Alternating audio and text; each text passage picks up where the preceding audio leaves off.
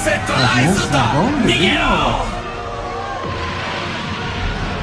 誰でも音できる、誰でもスピード稼げる、ガバナンスまである。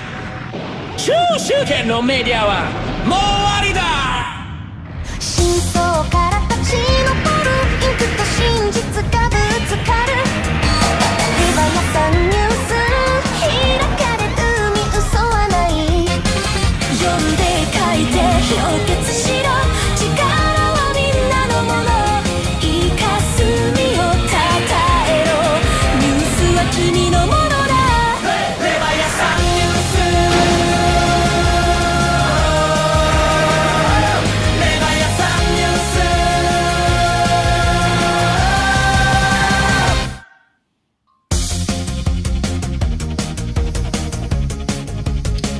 I think something happened during that was really weird. Didn't work smoothly on my side. I had no idea how it looked. But anyway, guys, hope you can see us. Leviathan News here on another one for me this evening. I actually had Korn a few hours ago. Shout out Korn and Jern. Really enjoyed talking to him. And following through on that Vaults theme, I actually have on right now Tyler from vaults.fyi, having vaults.fyi here for the first time. So first of all, thank you so much for joining. Tyler, how are you, man? I'm doing great. Thank you for having me, and a pleasure to follow a great guest like Korn and our friends at Yearn. Yeah, definitely. By the way, you know, I'm pretty sure it was Korn that when I saw him in Buenos Aires, we were just talking about the fact that I actually met Korn for the first time, and two of your other co-founders at vaults.fyi, shout out Ryan and Kaimi, in Buenos Aires in a joint event that they held in like a bar there. It was a very nice, like a small event. And man, I have to tell you, vaults.fyi has gotten quite a few compliments from there. I'm not even talking about the event itself, which they also got some compliments for. I'm talking about the service itself, the product. People who are like, and I must admit, I wasn't really familiar with it back then. And I was actually kind of surprised by people telling me, oh, no, if you want the real accurate data, you should go to vaults.fyi. And I was like, oh, really? Wow. Good to know. So let's in a few minutes let's dive through that, as they say. Before that, let me just present two things. First of all, our SQUID Pass holders, as you guys know, we have these auctions, and right now what we mostly do with them, the proof of concept for the auctions is the SQUID Pass. The SQUID Pass gives the winner the right to publish whatever they want on our pinned posts on Telegram and X for a week. And this week, it's actually Oak Research. Let me do it on screen. Wait a minute. No, that's not the button I wanted. So shout out Oak Research. Thank you so much for your bid and for winning. And what they've chosen to publish here is their report of crypto in 2026, the year of change. You can, by the way, even get, I saw that you can even get the physical edition for $69.90. So check that out as well. Check them at oakresearch.io or on X at oak_research_en. Thank you so much for choosing Leviathan News with this sponsorship. Shout out, guys. Great work. And let's also show you one other thing that I wanted to check with you, to show you, apologize. Right now, we have our own DAO vote, the monthly vote for distributing the new SQUID rewards. Those of you who are already contributing or just familiar know that actually we just have these like SQUID, the SQUID token works in a way that each month 1 million new tokens are emitted, and they are distributed for the contributors who participate in the process of curating and delivering the news or creating content around them, just like I'm doing now, for example, or the other creators do on their show. Of course, the biggest department is the news department, where we really tell every like crypto user or project or whatever that they can submit their like news and updates with headlines and links to our bot on Telegram. Shout out to Garrett, to CurveCap and the dev team that has built this amazing system and infrastructure. And you can basically just vote.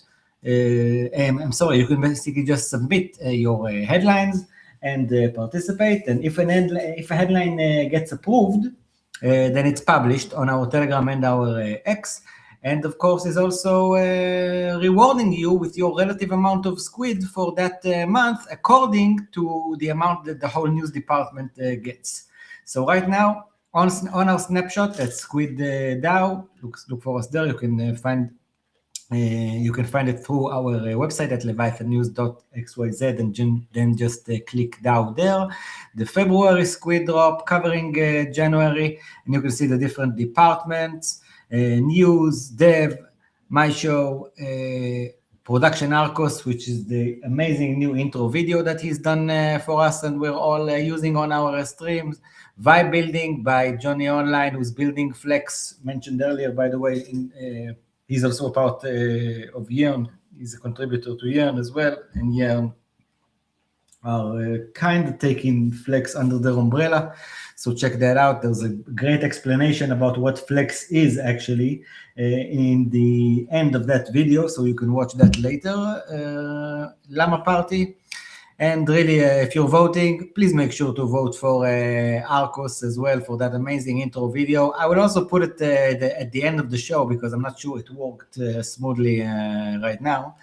But okay, so thank you very much for listening to these updates, and let's get on with what we're here to do, which is to discuss vaults.fyi. So, Tyler, first of all, I want to know like the most basic of questions, which you probably have answered hundreds, if not thousands of times. What is vaults.fyi, and why is it needed? Yeah.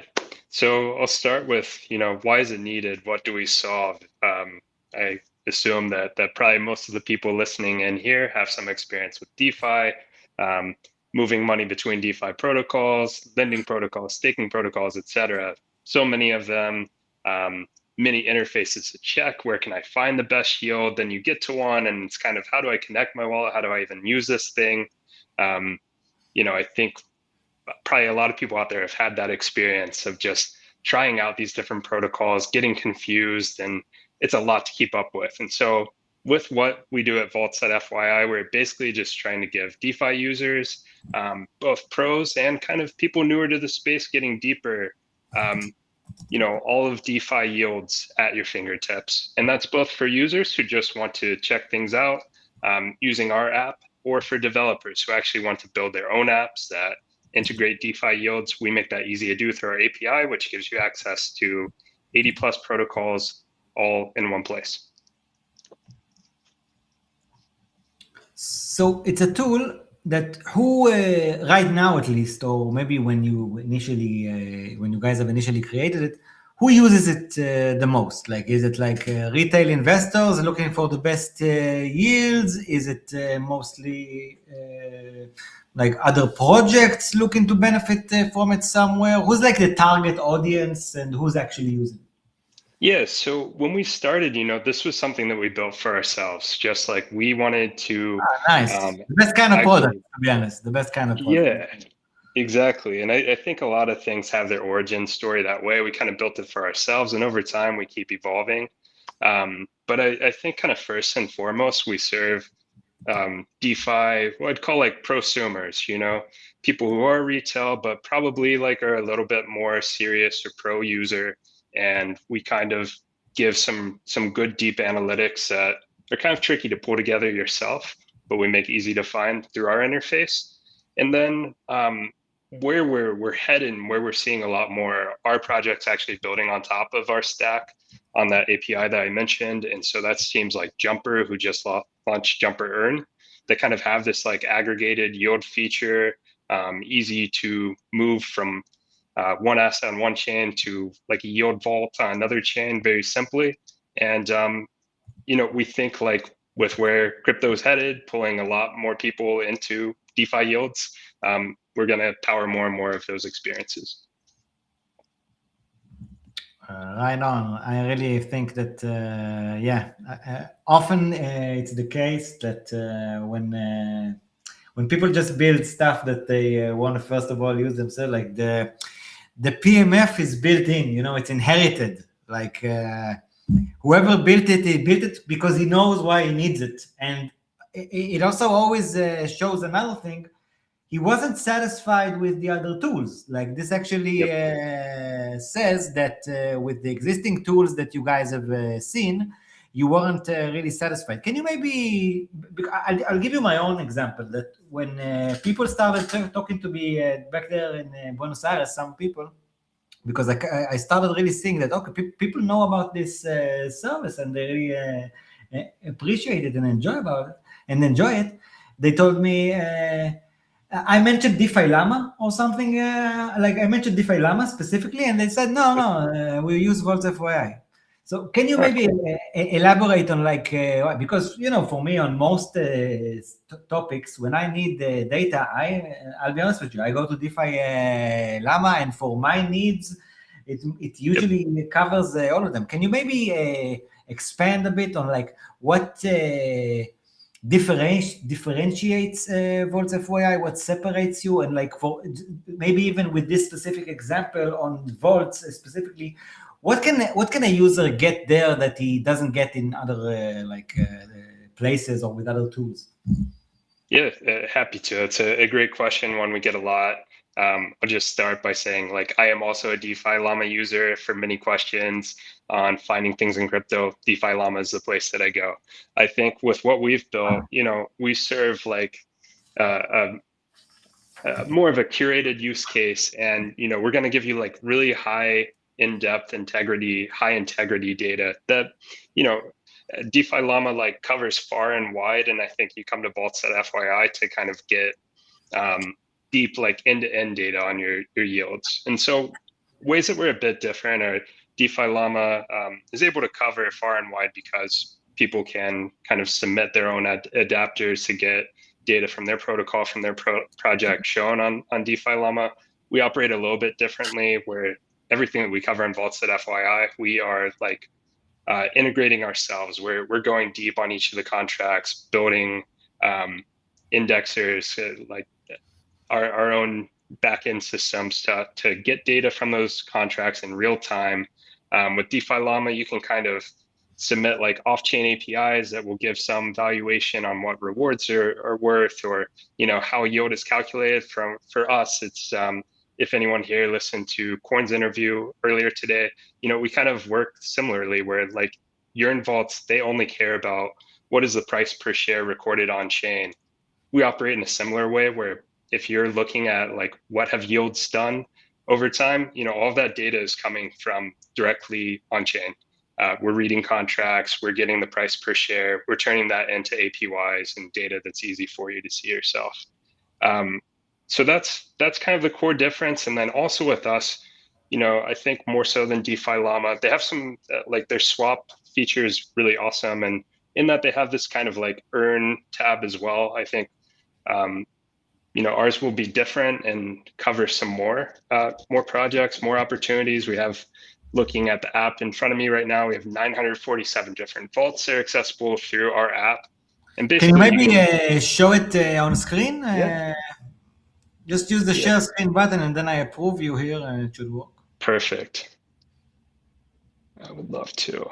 Let me hunt through all of my different tabs here. Yeah, go for it.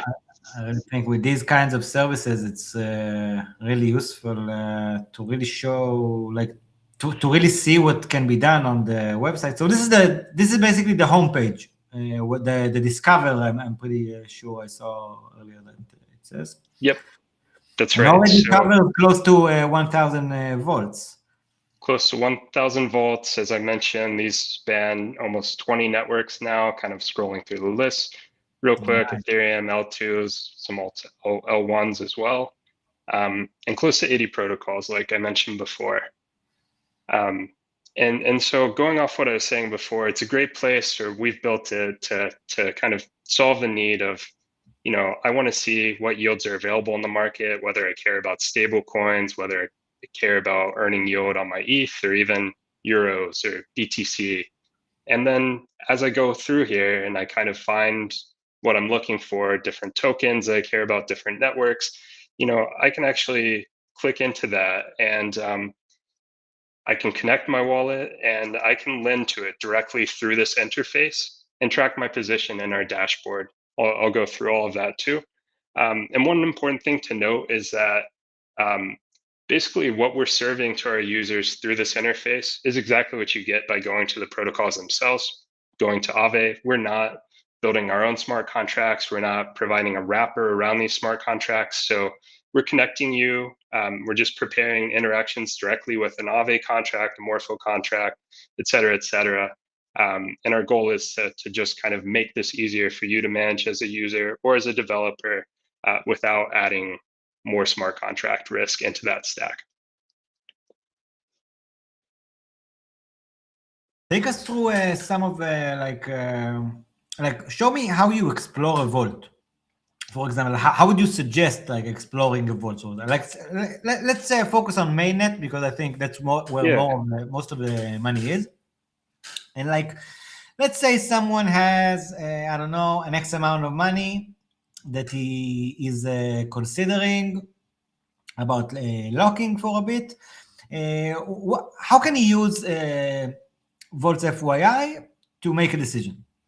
Yeah, absolutely. It's a good use case to show. So as mentioned before, we have this discover screen here, these filters, quick search bar up here. I'll go through a use case where I say I have some USD stable coins that I want to lend on mainnet, as you said. One thing that I use a lot for myself is, for everyone's use case, it might be a little bit different, but if I'm willing to take a risk, then maybe I want to see these small TVL vaults. If I'm kind of you know what, I'm going to set my money and forget it, and I kind of want to be careful, I can do something say, only show me the vaults that are bigger than 10 million TVL. Look at certain protocols that, I like using, I trust. So maybe I say Morpho and Euler. I just want to find, because Morpho and Euler, there are hundreds of vaults now. Maybe I just want to look through those. And then I say okay, what are the highest yields here? If I sort through that, right now it's the Sky Money Risk Capital Vault. Actually a little bit more complex, Centaura, an Aave Vault, et cetera, et cetera. And then something, that we do that's unique too, and the reason to why I use vaults.fyi as opposed to going to the interfaces, is that we standardize how all these yields are calculated. And so you can look at that as how much has this vault actually earned people on a past 7-day basis or 30-day basis. So I'm looking at average 30-day APYs right now. I can also say well, I'm gonna hunt from week to week or day to day. So show me the last 7-day yield, and I'm gonna keep tabs on this and come back in 7 days, and maybe I move money around my from vault to vault rebalance here too.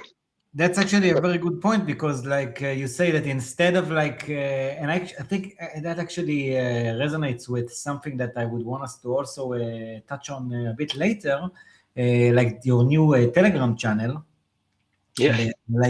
Showing all the what I think this difference between, okay, this is what you're currently being shown, rather than okay, but guys, this is what actually happened the past X amount of days.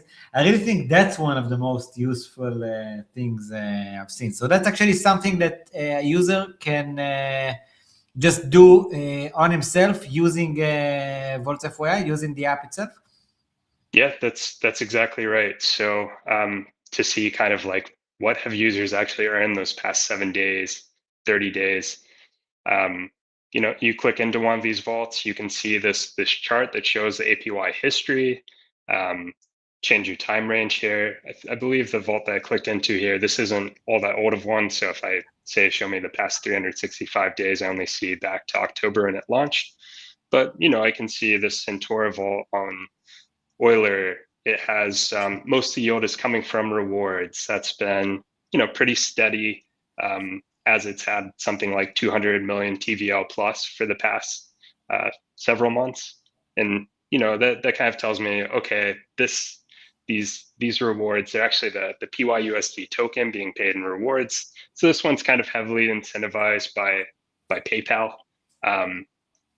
And by their ecosystem, and so I can see pretty good track record there. It's been doing that for a while. It's been able to sustain that. So past performance not always a guarantee for future performance, or it's no guarantee, but it gives me a little bit more information to work off of. Exactly. It's very like authentic. You know what I mean? Like you can see, okay, that actually happened, guys. This is not like exactly a number shown, and you're very much right to point out that it's not, it's definitely not a must that it will go on, but it is one of the most interesting metrics to judge by. Like that's how we live our lives, basically, if we're honest. Like so, can you now, for example, just let me know if the app does it, because I think that's what's coming to my mind. Like, can you show us like throughout the past 30 days, what's the top vault? What's the best? What was the best vault to use the past 30 days? Yeah. So I'll flip over to this analytics tab here, and this is something that actually we added not too long ago. Is kind of these best performing vault sections. For both USD and ETH. We have more data here if you're interested in seeing it. If you want to use our API, you can kind of get this for like any subset you want to see. We show default by 10 million TVL, and then we show it over these different time frames. So let's drill into the last 30 days as you asked for. And you'll see this chart here, which has a lot of data. So it's like a little bit confusing, I'll admit, but there's a lot to take in there. And the highest performing one is the Avantis USDC vault. We can see over the past 30 days, if you put funds there, they would have gained close to 1%, 0.84% over a 1 month basis. And from here, we can click. Yeah. So this one here, this is the top one over the past 30 days that we track, 11% APY, and this is for the base yield. So kind of the vault share price. I think the 11% is like what it would do in a year, correct? In a year, right? Yes. So in 30 days, that was 0.84%, which annualized gets you to around that. Pretty incredible. And by the way, can you also filter according to like which token you're putting in and which token you're getting the yield at, stuff like that? So we don't show that directly in this analytics page. It's kind of like everything that's a dollar stable coin that we're including here. We have all of that available. So again, like if you want to see kind of detailed analysis or you have ideas for this, that's stuff that we can power through our API and everything we have on the back end. And I'm happy to chat with people if you have ideas there, something you want to see. And we're always. I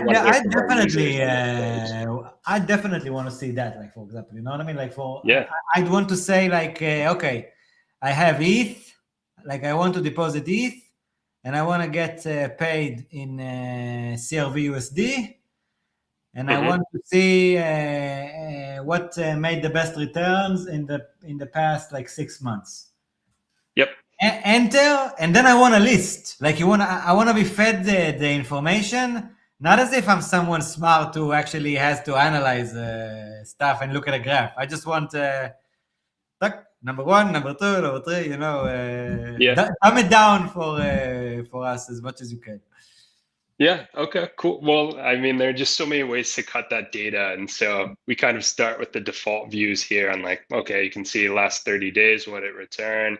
I want to invest ETH, what's the highest returns over 30 days. And then the other view, you can see that over longer time frames. I guess actually we do have 6 months there, so we could look at it that way too. But yeah, kind of, we realize there's like so much you can do with this data, whether it's just for the analytics side or actually building transaction flows on top of it. That's why we ultimately moved to like our API as our product, and that's how we make money off this business too, is by helping people build on top of our API and build kind of whatever they want to see. Can you give an example of that, or maybe also what you mean when you say I'm pretty sure you said something transaction flow? Can you? Yeah. So yeah, basically like everything that's in our app here is powered by our API. All the flows here, we're building on top of our API. Others can build similar things. So I'm going to flip over now and show. I mentioned earlier Jumper Earn, this feature that they've launched on Jumper, which is I assume that a lot of people here are familiar with Jumper Exchange for swapping, bridging tokens. And recently they've added this Earn tab that's basically, I come here, I've got my wallet connected, and it can show, okay, here are some places that I can start earning yield across DeFi. So similar to our view, but they kind of bring their own flavor on top of this data, pick some markets that they want to highlight, and a subset of everything that we show.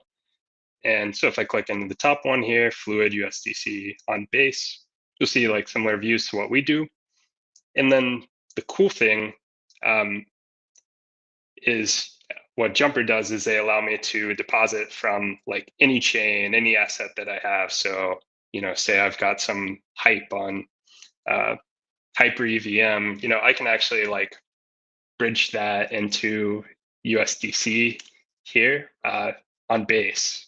Maybe I'm using a bad example because I have such small an amount there.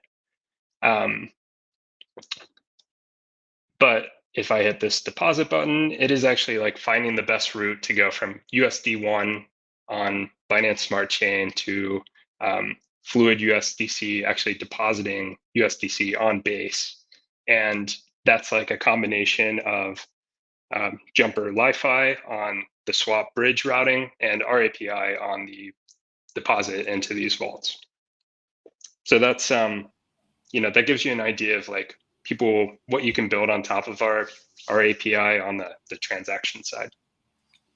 Yeah, and then like you guys just become a facilitator of finding the best routes to do stuff. Yep, that's right. And it's even with like more standardization across DeFi, if you're familiar with like ERC 4626 vaults, which is the main vault standard now, that makes it a bit easier to like build these integrations for yield. But what we've learned from our own experience is like almost every protocol has some gotchas to it, and many of them aren't exactly 4626 compliant, especially if they're reward tokens. Like you have to build an integration with Merkle. Maybe you're using this other rewards distributor that you have to build an integration to. And then for a lot of these vaults, especially these curated ones that are multi-chain, now there's like a multi-step redemption flow that when you go and click redeem, you don't get your funds in the same block. It's not an atomic redemption. Like maybe you have to wait a day, maybe multiple days. And that's actually like really tricky as a developer to deal with. And so through our API, we kind of make it easy to get like all of those things in one package and like a standard unified API.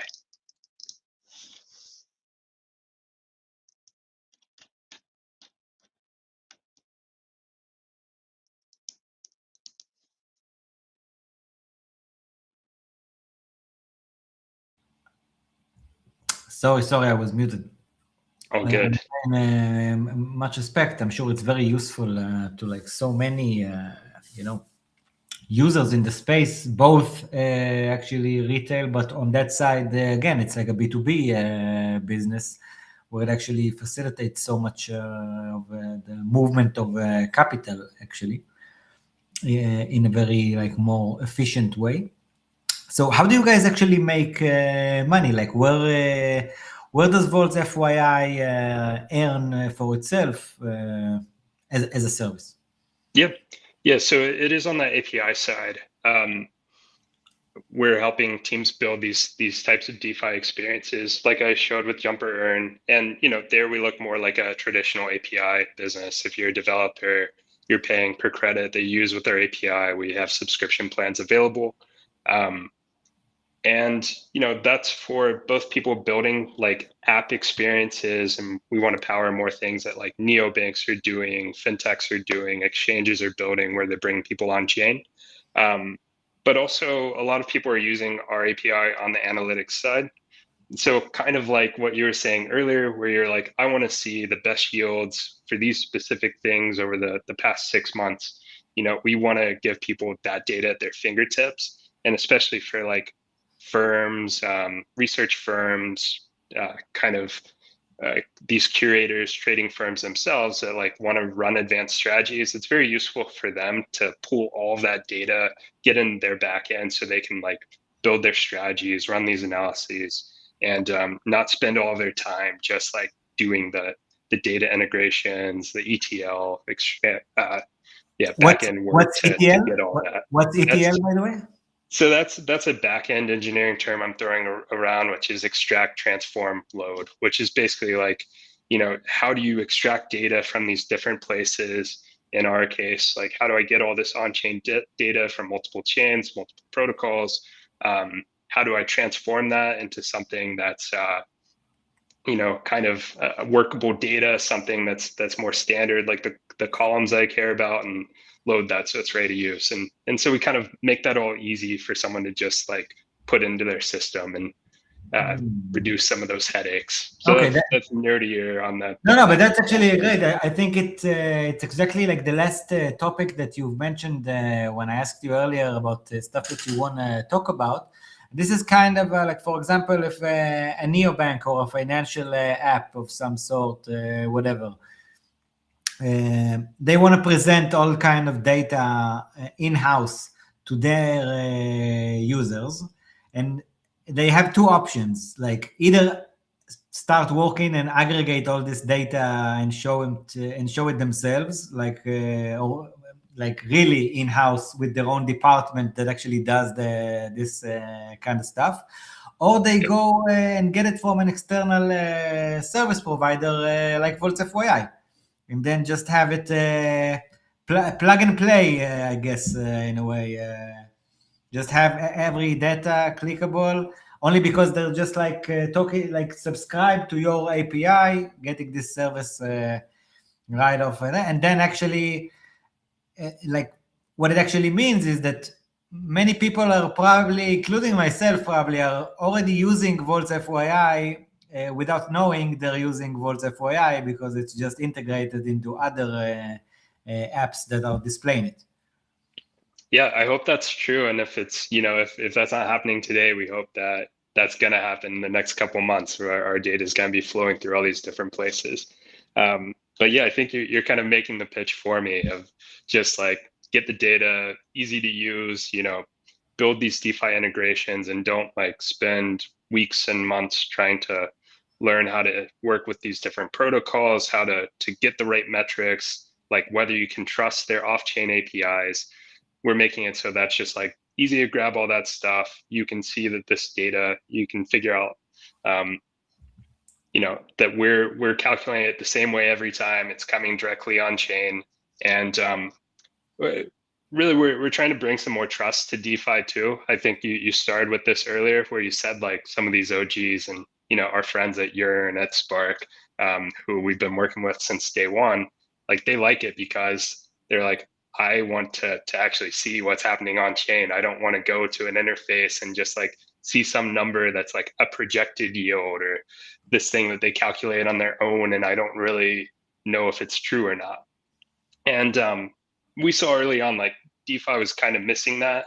And maybe an analogy is like, if you're looking at TradFi stuff now, especially like US markets, all those products have to show like an SEC yield. Like there are defined terms for like what is a 30-day APY, what is this yield that you show over a time frame, and how's it defined? And we want to help make that the standard across the industry. I think other interfaces, other apps are doing a better job of this since we started like 2 years ago. But again, if you're building that like out of the box, if you're a team and you haven't been deep in DeFi for years, like it's going to take a lot of work to get there. And we just want to make that easy for people to start building with day one.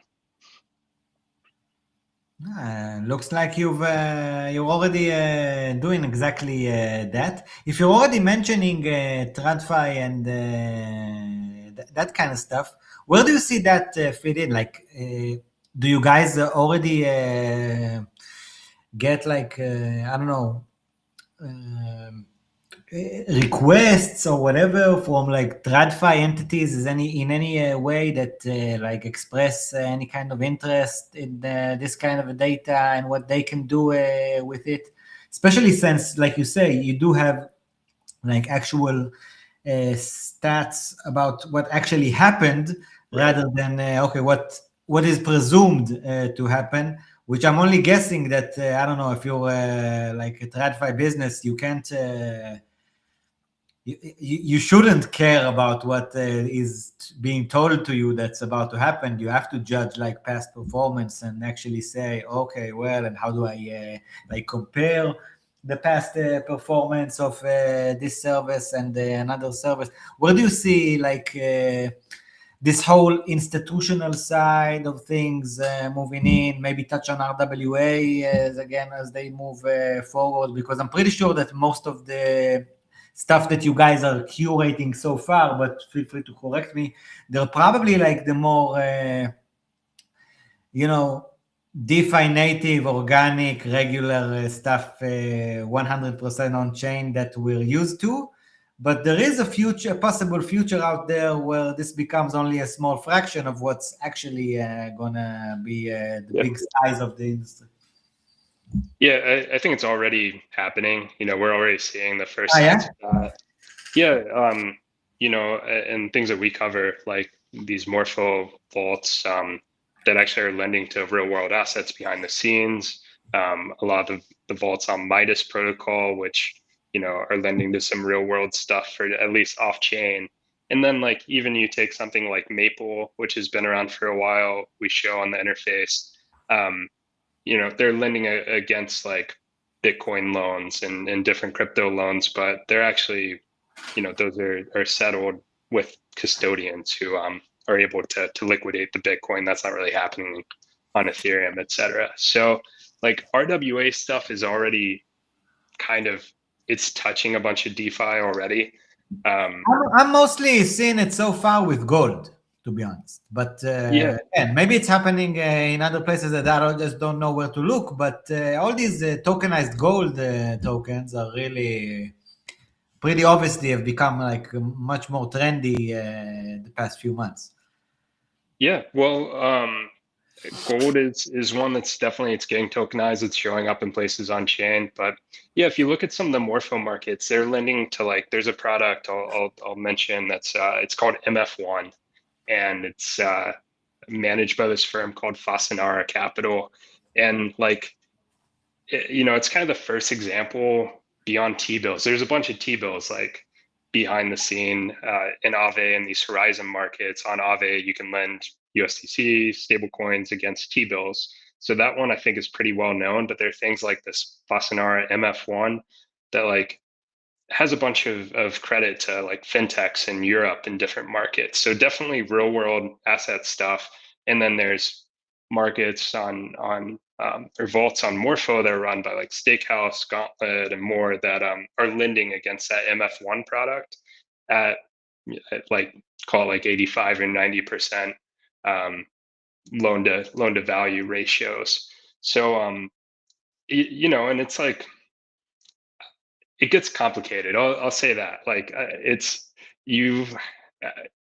TradFi is working its way into crypto, and like to understand whether that is a good yield that you're getting against that product for that risk, it's a lot trickier to evaluate. You have to like do credit analysis and all these other sorts of things. So I think increasingly it's becoming important to understand what you're getting into. Is it just like on-chain lending, which maybe you can figure out if you're a DeFi native, or is this like a TradFi thing that has its own kind of thorny things, and it's going to have its a whole bunch more analysis attached to it.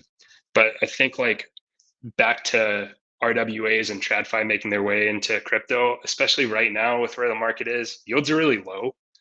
And it becomes really attractive for people to borrow against these RWAs. I think it gives people a reason to like tokenize these things, put them on chain so that they can borrow against them, take leverage easily, because now they can get capital cheaper borrowing from DeFi than if they went out to like the TradFi firms. And DeFi people are going to lend to those increasingly too, because the yields are a lot higher than you can get on Aave today. So I think we're kind of in that crossroads, and I expect in the next few months we're going to see a bunch more RWAs, some of them good, some of them bad. But I think the market's going to change a lot. Yeah, I think, in a way, the market has already changed so much. Like, I think for us, I don't know, at least for me, when I just try to keep up with the new services, then I'm not necessarily always looking at the market itself. But, we were I heard Peter Schiff talking yesterday on two separate shows. Actually, one show that I watch pretty regularly on Patrick Bet-David on PBD podcast. He was there with Luke Groman yesterday. A lot of argument. I actually really recommend that specific episode for viewers, because you can really see perspectives clashing, and not even only from the political side, but more on the economic side of things. So it actually was kind of interesting. And later on, he also went on his own show, Peter Schiff as well, and he said a lot of interesting things as well, which in a way, I think can relate, especially as a non-American. I think that, the whole world uses the dollar, but if it's your own national currency, and if it's like a foreign currency, it's not, you don't really have the same perspective on it. It is opposite in a way. And it's very interesting, like, to listen to some of the stuff that he mentions there. And just by listening to him, he actually said that, around October, crypto markets were peaking at around 126 something thousand for one BTC. Now I haven't checked myself, but they say around 67,000 or so. That's a huge difference. Just the fact that many of us who cares? I don't even hold Bitcoin, so who cares? And all that kind of stuff. But in a way, it's huge, and whether or not that's an indicator for this or that, whatever, we can say whatever we want. Something big is happening, like finance, the world is changing, market is changing. This is not exactly like the regular months of, even if you're in crypto, which is volatile, 10% here, 10% there. Something's going on many levels in the world. I'm curious, how do you guys see it with yields?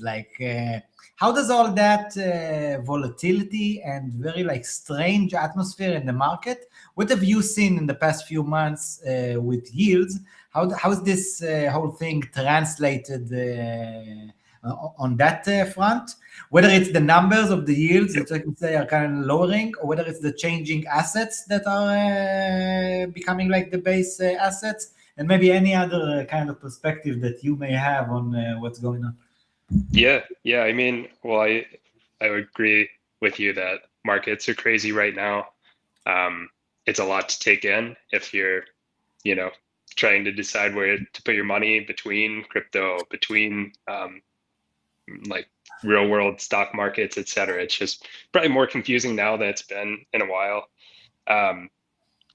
I think, back to what you were saying on the crypto side and DeFi side, it's like every day there are announcements that if they're coming out 2-3 years ago, I think everyone would be going nuts. Like all these big firms announcing that they're like Fidelity launched a stable coin a week or two ago, one of the biggest firms in the US.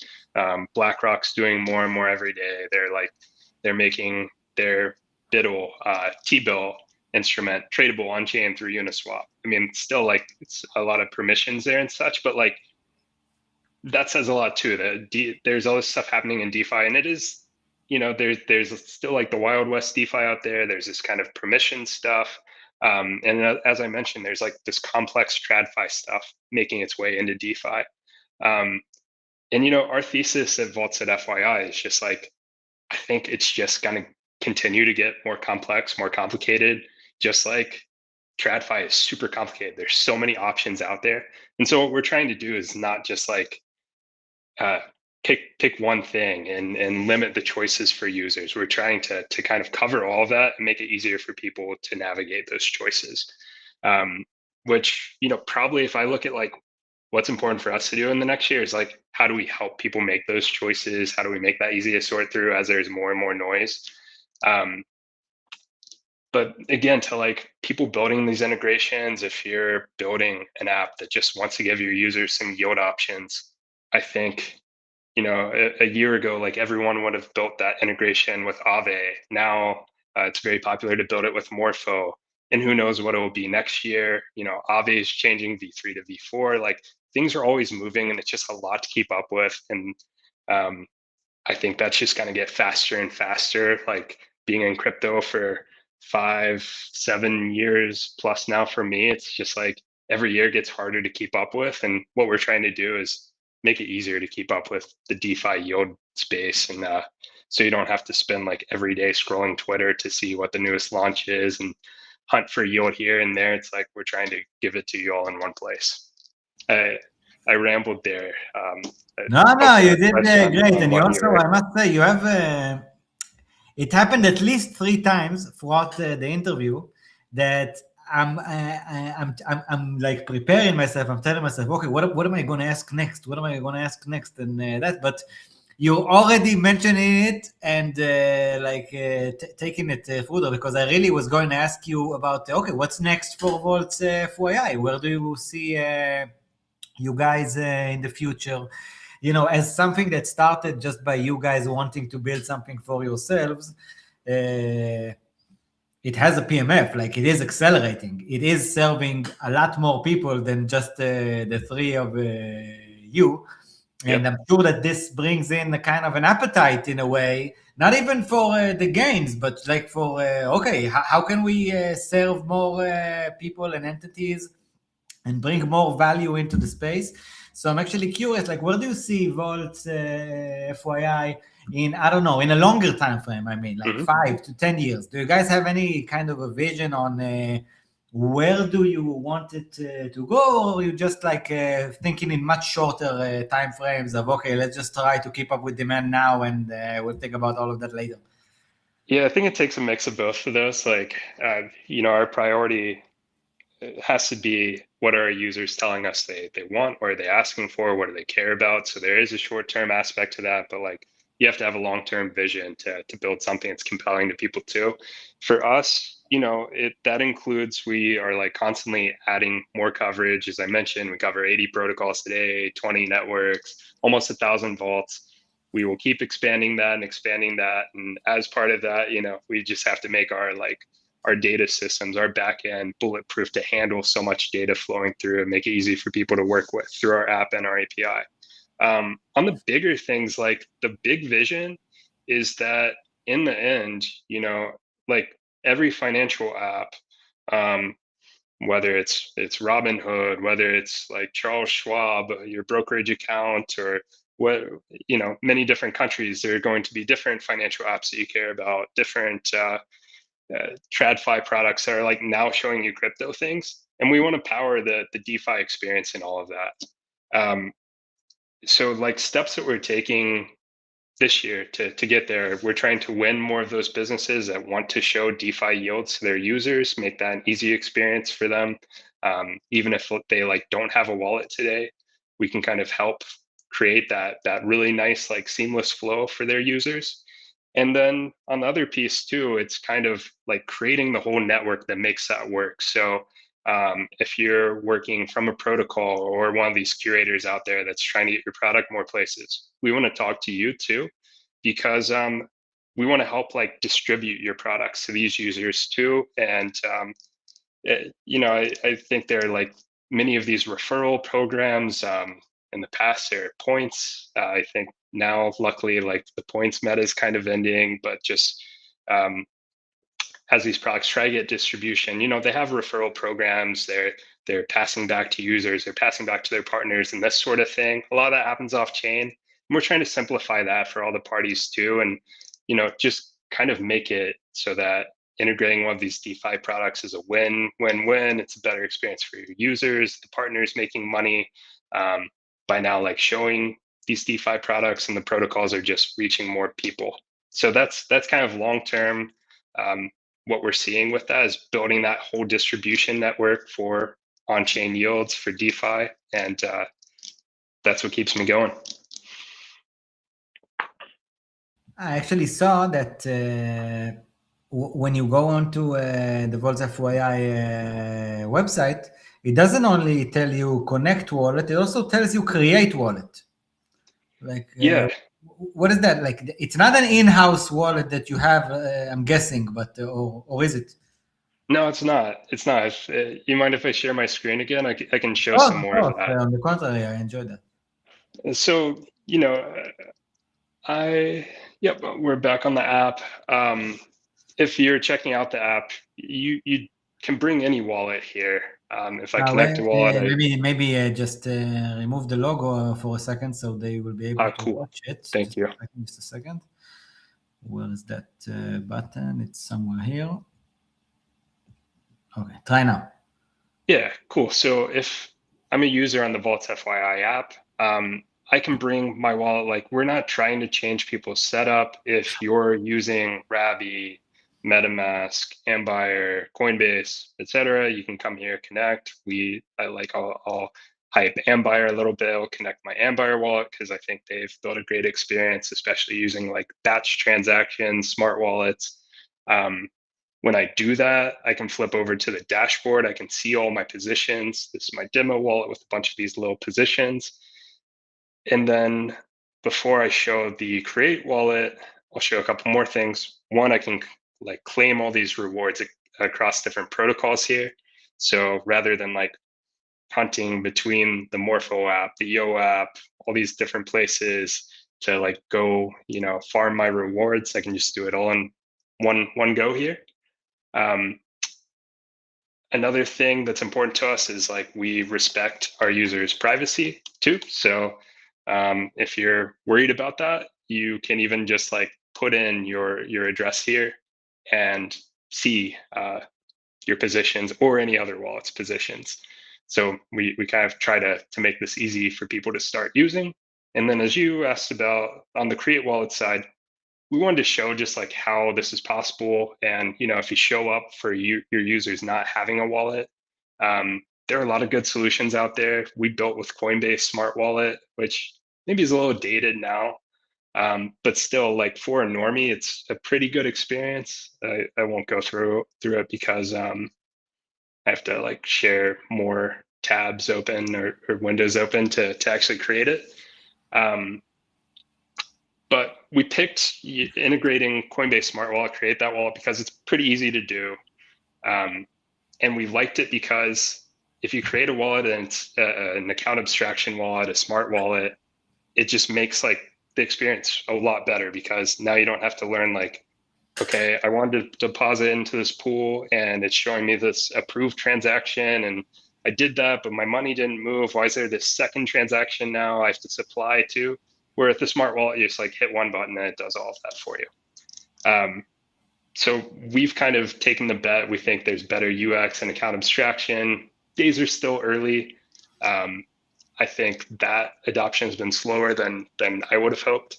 But on the same end, it's like, I think a lot of people do like our app because if you connect to us using Gnosis Safe, for example, like we can handle batching of those transactions, give you a good experience connecting to our app, and oftentimes it's better than like the official protocol app experience too. Even not to pick too much on them, but like Aave, if I go through there, if I use a smart wall, if I use Gnosis Safe, I have to like approve, then sign my approval transaction, then come back and deposit, and do that in 2 separate steps where we make it easy to batch all into one through our interface. And it's like a kind of like niche case, but if you're doing this stuff a lot, some people really value that.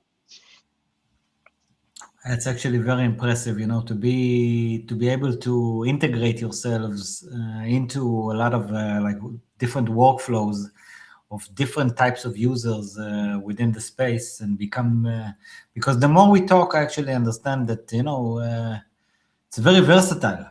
Like it really is a versatile thing. Often when you deal with data and aggregating data, there's so much opportunity. I used to work as a football analyst, a soccer analyst, what you will call, okay? And we used to extract so many types of data in that system that firm established there. And people kept asking us, like, what do you do with all the data? And I didn't even know, because I was just one of the guys, like, curating and reviewing the data, like aggregating the data. I wasn't even involved with what happens with the data later on. I don't even think that it was done here in Israel. I just think that they could have found like much cheaper workers to be able to watch soccer on screen all day and write and turn it into like an Excel sheet in a way, because it's something like that. But we used to imagine like what you can do with this kind of data, and it's endless. You know what I mean? Like, really, you can do this and that and compare this to that. Like, you can, and it can serve so many different entities within the realm of people who are interested in the game, whether it's the teams themselves, or whether it's the fans, or whether it's the coaches, whether it's bettors that want to gamble on what's happening. So many different vectors are possible just when you have like quality data. You can often find so many different use cases. And with you guys, I actually think it really is fun, because on the one hand, it's a data service that, okay, I just want to know stuff. On the other hand, it's a facilitator of actions. Okay, I just want to like do stuff more easily, and it provides it to me. Like by the way, for me personally, I don't even understand how it works. Like you say that there is no smart contract, so how can I claim all the yield from different apps at once? But I don't understand anything about how computers work anyway. But it's very useful, like, especially for people who actually have a lot of vaults. Like even for a user like myself, again, a tiny user, when I sometimes need to, like, I don't know, claim some stuff and turn them into let's say, for example, a specific stable coin, and send them to the credit card that I can use as a debit card. Okay, well, it can take me 20-30 minutes. And I just want some money on the app, because I want to go and buy something. But okay, wait, I have that over there. This is claimable. This is not claimable today. Blah blah blah.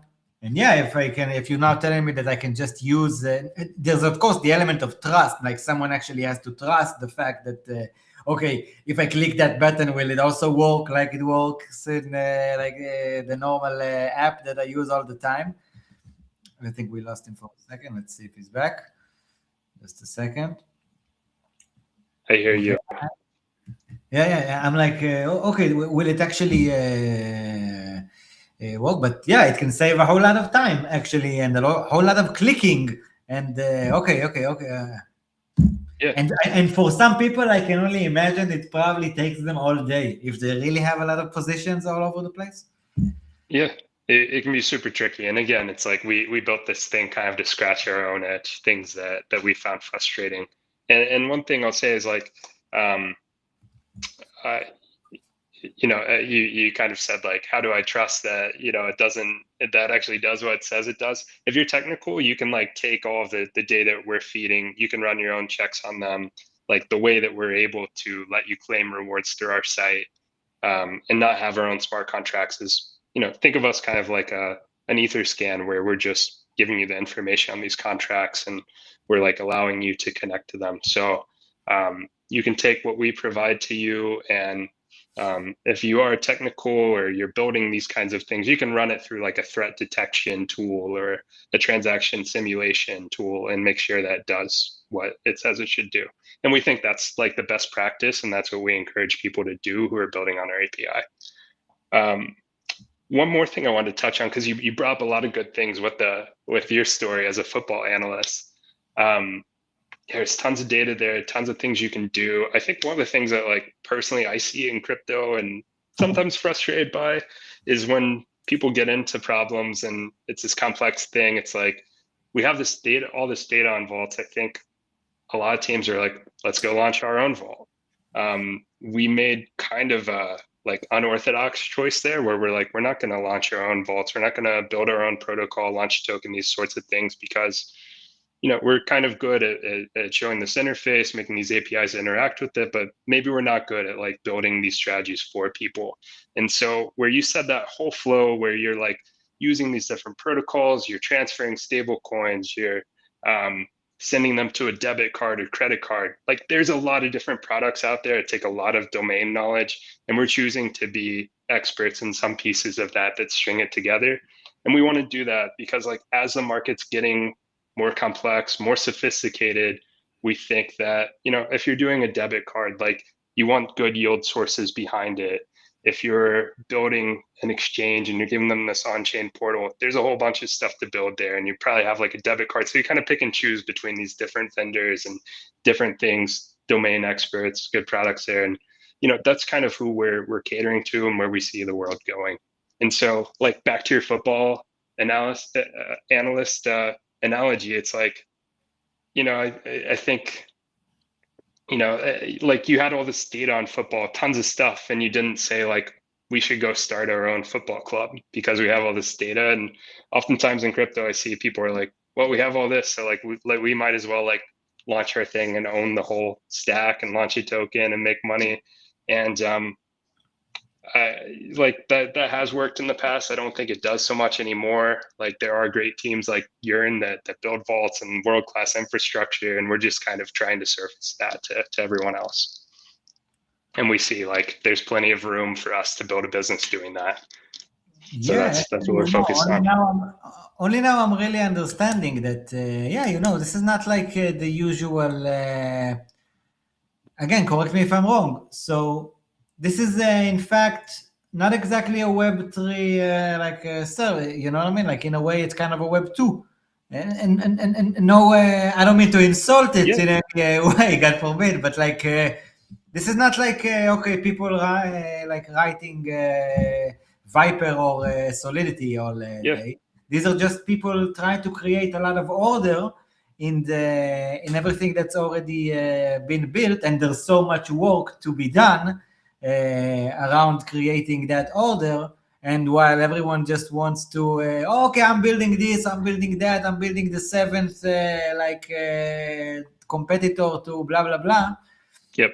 There's much more opportunity sometimes with just following on, like just walking between everything that's already built. So I actually think that really positions you guys in a very unique position. And I actually haven't I haven't thought about that angle up till now. Thank you for clearing that up. I really want to keep talking to you, but I also want to respect your time, as people say. I would like to ask you this, if you have a few more minutes. Mm-hmm.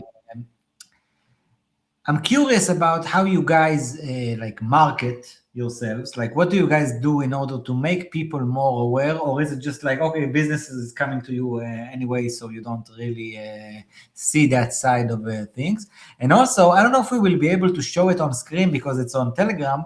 I really want you to also talk about that new Telegram channel, because man, let me tell you, when Kaimi showed it to me, I was like, man, what a genius move.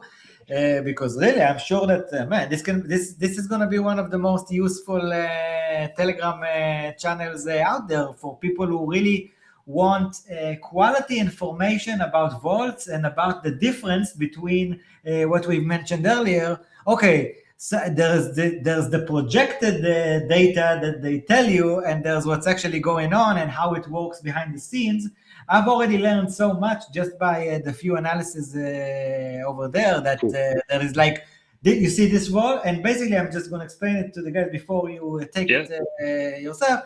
It's like, okay, folks, you see this vault? This is how the vault actually works. It takes money from X, Y, Z, it puts it there. The risk is being taken by that guys. You guys, the yield is coming from here. It gives you like an exposition on how it actually works. And then it touches the numbers. Like they tell you that they're going to get 10%. In fact, they just gave you 3% according to this space. And it really, and you know, for a user like me, it's like this information is pure gold. I'm like, oh my God, like, why am I only now being told this kind of stuff? So shout out to you guys for opening such a cool Telegram channel. And how can, and I'm just going to remind you, like, are there any other kinds of like marketing efforts that you guys are doing, and how do you see that angle? And how can people find that info over there on the Telegram channel? What's the address and all that stuff? Yeah, on the Telegram channel, that's something new that Kaimi built just very recently. And, you know, Kaimi's our engineering lead, our CTO. And he's brilliant, by the way. He's really brilliant. He is. And he's better at leveraging the AI tools than I am. And so this has come out of kind of some of his recent experiments of like what you can do if you feed large language models and bots like a bunch of good information from our API. What can you do with it? And he's put together this channel that gives like some quite intelligent insights on different yield vaults and yield vaults, and it's like a lot of it's AI powered plus human creation, and excited to see what we can do with that. So maybe we can drop that in the show notes. I'll put it on my Twitter. Maybe we'll put it on the vaults.fyi Twitter. And if you want to keep up with us, that's the best way to do it, is follow vaults.fyi on Twitter. We'll share more information there. And, back to your question, like how we've done marketing, how we've grown to where we are today. It's, it's kind of unique. I think it's been pretty grassroots. Like the early people who used us were, as I mentioned, kind of like these people working on Yearn, working on different protocols, Morpho, Euler in the early days. And I think a lot of that work has just like led people to kind of word of mouth, just refer us different places. And that's opened a lot of doors for us. And, now it's like, as we try to get in with more people building apps and these institutions moving into crypto, all of this, it's like now we're spending a lot of our time on BD and just like helping people understand kind of like this Telegram channel does, like how do these yield vaults work, where are the pitfalls, and trying to understand, like build all of this yourself, and maybe working with like one specific vault, making sure you understand all the details of it. And so if you yourself, you're building something, or you just want to be more involved in the space, hit me up on Twitter. 0x7477 is my handle, or hit us through the vaults.fyi handle, and we're always happy to have those kind of. Yeah, let me just also show it on screen, and really shout out to you and Kaimi and Ryan for building such a cool and useful product, to be honest. Guys, yeah, Tyler, you won't exactly find them so easily if you write Tyler on X, but if you go to X and you write 0x7477, I'm pretty sure that you're gonna find his channel. You can also check out vaults.fyi at vaults.fyi, and of course get to their app from there. Man, anything you want to share or add before we wrap it up? No, I think we did a good overview. It's been a pleasure. Time has flown by. This has been a fun chat. For me as well, really appreciate you coming on. Hope we do it again pretty soon, and definitely we'll talk to you on the group there about some of the ideas that originally made me approach you guys after I saw the new Kaimi channel. I actually think that this kind of data is extremely useful, and I think that many people who can use it still don't know about it. I'm even just referring to the version of it that's on the Telegram Vaults channel. Yep. I'm not even referring to the whole thing, because that's kind of endless in a way. By the way, how many people work at vaults.fyi? Is it just you three, or are there already many workers involved? There are 8 of us on the team. Most of us have been together since the start, and maybe growing the team by a couple more this year.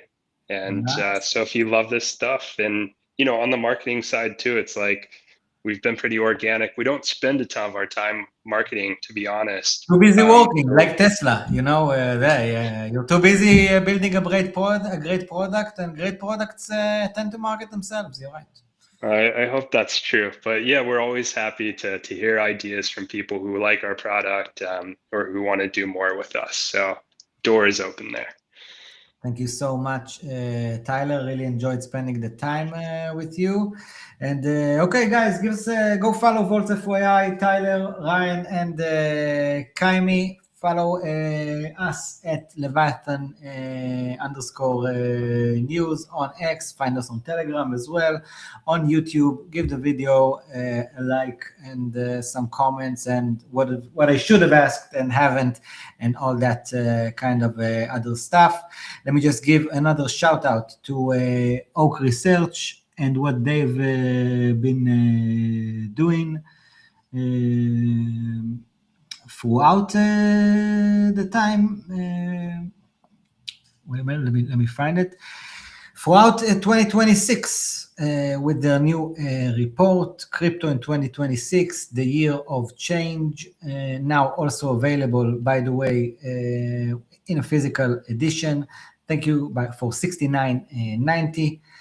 Thank you very much, Oak Research, for winning the SQUID Pass for this current week. Find them at oakresearch.io or oak_research_en. Also, of course, go and vote. You have still a few days to do it on our SQUID DAO. If you hold SQUID or are a SQUID LPR, you have voting power, and you can distribute the revenues. We don't have any revenues basically yet, but the monthly emitted SQUID tokens actually for all the contributors. Please remember to also vote for Arcos for the amazing new intro and outro video, which I again will try to show. It didn't really work well, I think, in the beginning, but hopefully it will now, and if not, I will actually try to solve it later on. And Tyler, thank you again for joining, man. Talk to you soon. Bye, everyone. Vaults.fyi, vaults.fyi. Bye, folks. Cheers.